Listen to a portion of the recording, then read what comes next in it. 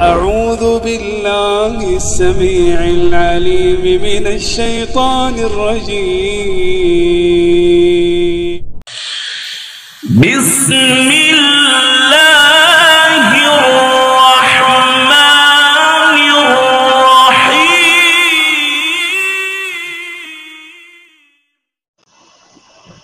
السلام عليكم ورحمة الله وبركاته. إن لله ما أخذ وله ما أعطى وكل شيء عنده بأجل مسمى، فلنصبر ولنحتسب. أعظم الله أجره وأجزل المثوبة للأمة الإسلامية، وخاصة السلفيون في العالم الإسلامي، وخاصة الإخوة المجاورون له والمفتقون به والمستفيدون منه في مكة المكرمة. فإن الشيخ وزير الشمس رحمه الله تعالى وأدخله فصل الجنان ورفع الله درجاته وغفر الله له، ونسأل الله تعالى أن يغفر له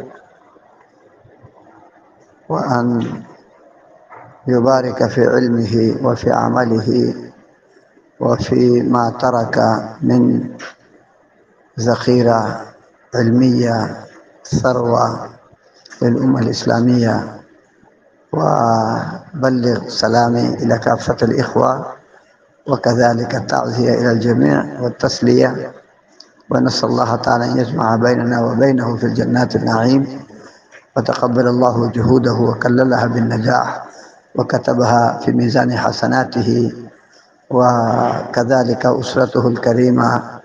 طبعا أنا لم ألقى أحدا منهم طيلة ما كنت في مكة، ولكن الحمد لله أنتم تعرفونهم، فبلغوا عني التعزية وعن الجامعة أبي بكر الإسلامية أساتذة وطلابا كلهم في هذا الحزن مشاركون لأسرته، فإنه لم يكن فقيد أسرة وإنما هو فقيد الأمة.